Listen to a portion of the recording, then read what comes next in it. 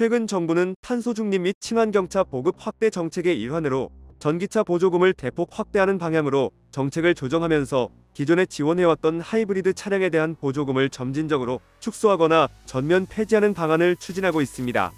이 같은 정책 변화는 2030년까지 내연기관차 판매 중단, 전기차 중심의 친환경차 보급 확대라는 정부의 장기 계획에 부합하는 조치로 해석되고 있으나 하이브리드 차가 전기차와 내연기관차 사이의 중간 가교 역할을 해왔다는 점에서 시장과 소비자의 혼란과 우려도 함께 커지고 있습니다.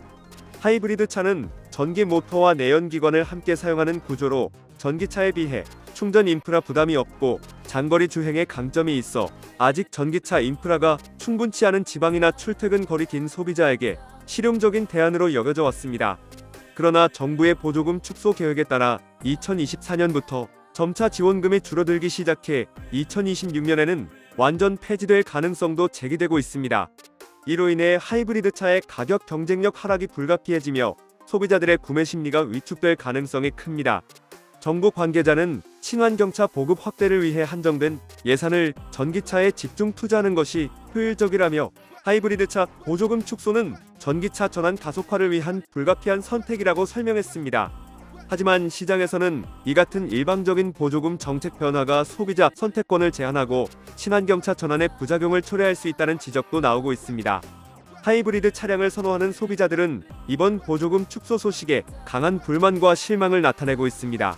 전기차 충전 인프라가 아직 충분하지 않은 지역 주민이나 출퇴근 거리가 긴 소비자들은 하이브리드 차가 여전히 합리적인 선택지라고 보고 있기 때문입니다. 특히 하이브리드 차는 내연기관 차량 대비 연비 효율이 높아 연료비 절감과 환경보호 두 마리 토끼를 잡을 수 있는 실용적인 대안으로 인식되어 왔습니다. 서울에 거주하는 한 직장인은 충전소가 가까이 있지 않아 전기차 구매가 망설여졌는데 하이브리드 차는 부담 없이 타기에 좋았다며 보조금이 줄면 가격이 오를 텐데 그러면 차라리 내연기관차를 유지할까 고민하게 된다고 말했습니다. 지방 거주자 역시 전기차 충전소가 많지 않은 곳에서는 하이브리드 차가 유일한 친환경 선택지라며 정부가 보조금을 줄이면 오히려 친환경차 보급을 저해할 수 있다고 우려를 표했습니다.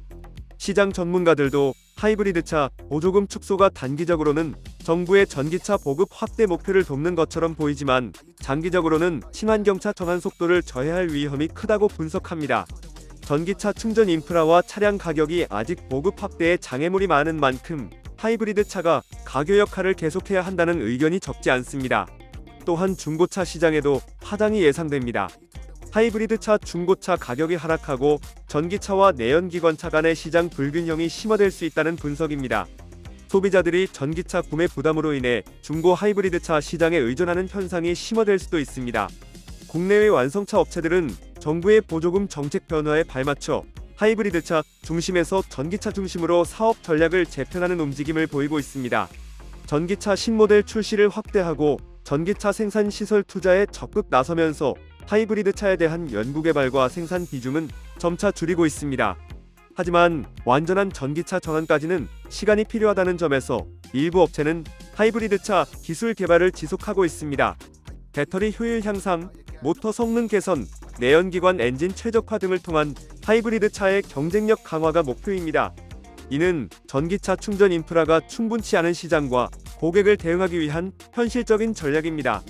한 완성차 업계 관계자는 정부 정책이 전기차 중심으로 빠르게 이동하고 있지만 소비자 수요와 인프라 상황을 감안하면 하이브리드 차도 당분간 중요한 위치를 차지할 것이라며 정부 정책 변화에 따라 탄력적으로 대응하면서 친환경차 전환을 위한 기술 혁신을 동시에 추진하겠다고 밝혔습니다.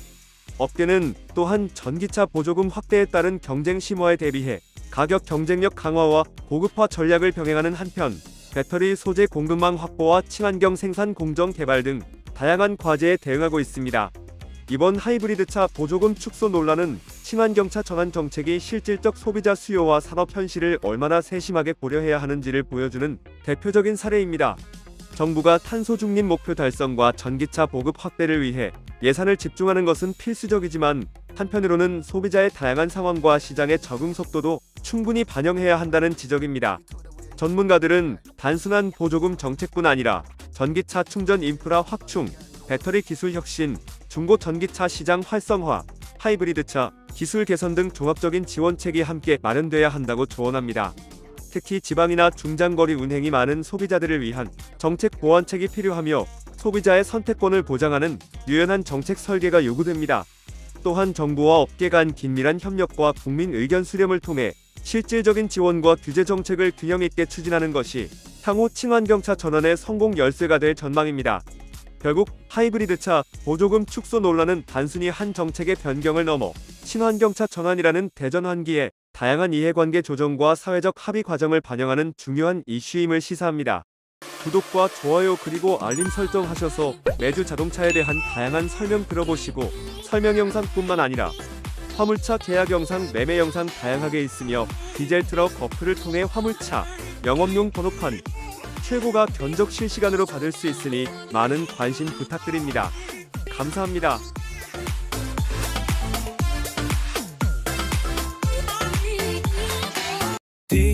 디지털 턱 중고 트럭은 디지털 턱 노란 넘버는 디지털 턱 주소 면허는 디지털 턱 트럭 상담은 디지털 턱 상담 문의는 1644-9779 상담 문의는 1644-9779